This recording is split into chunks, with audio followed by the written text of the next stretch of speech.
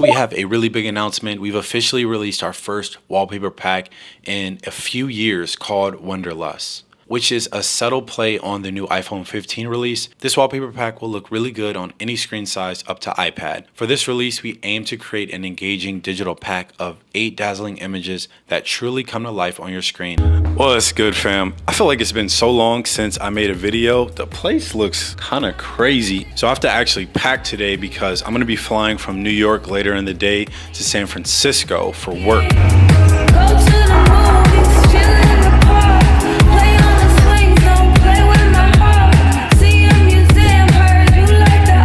So one thing I've been struggling with is this luggage bag, because as a tech dude, I thought it was more important to have the carry-on by away with the battery charger built in, opposed to having a luggage bag with an expander.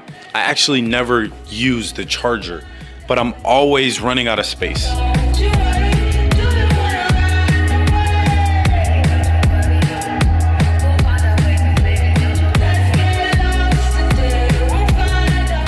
This iPhone has 256 gigabytes of storage and is in the natural titanium colorway. As you can tell in terms of the overall build, this phone isn't that different from the iPhone 14 Pro. Before I head to this new coffee shop in Brooklyn, I'm going to AirPlay some lo-fi to my Sonos speakers while I pack my clothes. And I actually was surprised that the speakers were already connected to my new phone. I also need to review my Google Calendar, which is filled to the max with a bunch of meeting invites I haven't even accepted yet for my upcoming work trip.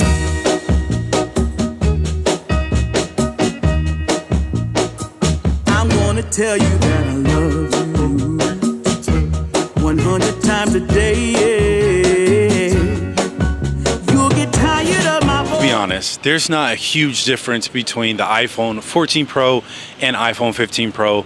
And I know there are a ton of videos out there where people take deep dives into the specs, but for me, this video is more of a day in the life of me preparing for traveling from New York City to San Francisco, going about a typical day using the 15 Pro. Now, the one difference that I could tell right away between the 15 Pro and the 14 Pro is the titanium materials. One, the phone is definitely a lot lighter. The 15 Pro has more contoured edges, so you can tell that it feels a bit more round in my hand. And I just feel like the overall grip is a lot better than the 14 Pro.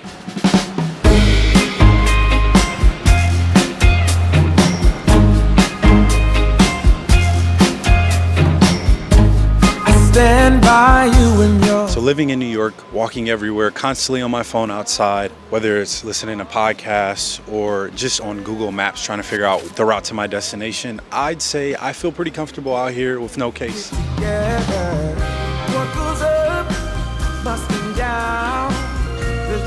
So we ended up spending too much time trying to validate my driver's license for the Revo app scooter and decided to take a city bike because we're running a bit behind schedule and needed to rush back home to reshoot some pictures for an upcoming campaign. After returning home, we took some IG stories using the 15 Pro's 48 megapixel main camera and RAW Max. Pictures look amazing. The 48 megapixel camera captures stunning details and vibrant colors, making it a great option for high quality photography. Finally making it into my Uber for this hour-long ride to the JFK airport, my new favorite app for traveling is called Flighty.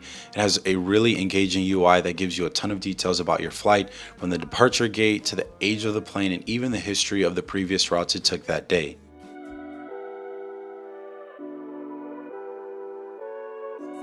I also spent some time using the Bible app to relax and spent some time talking on the phone with Lee before arriving to the airport.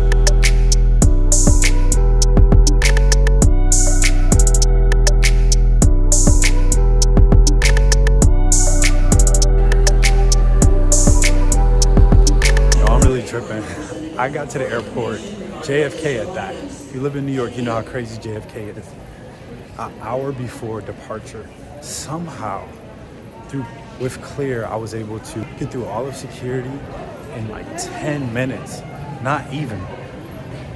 Also, this is a good way to test the front-facing camera. It just looks very similar to the 14 Pro.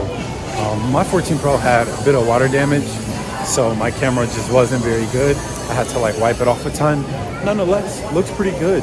The lighting here is pretty, it's not low light, but it's not very bright, and I think it looked pretty good, and the footage isn't falling apart at all.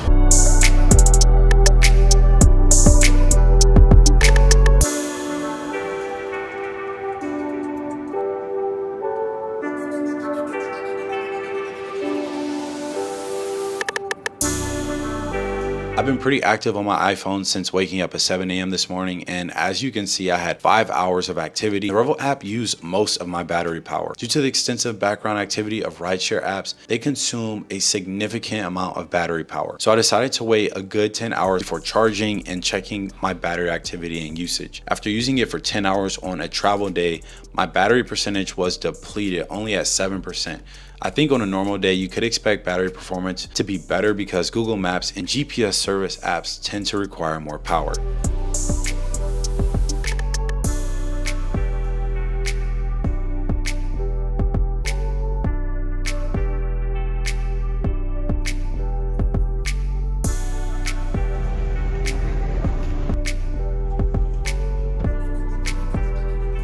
All right, so we just touched down in a bay. Plane ride was not the smoothest. Some of the worst turbulence I ever experienced. As a matter of fact, the pilot said that the weather or the wind clipped us, so we went up to higher elevation to avoid the really rough winds. Nonetheless, we here, God is good. So now I'm about to head to the hotel, and I really just need to shower and wash my face. Like, I just feel like my face is so dry.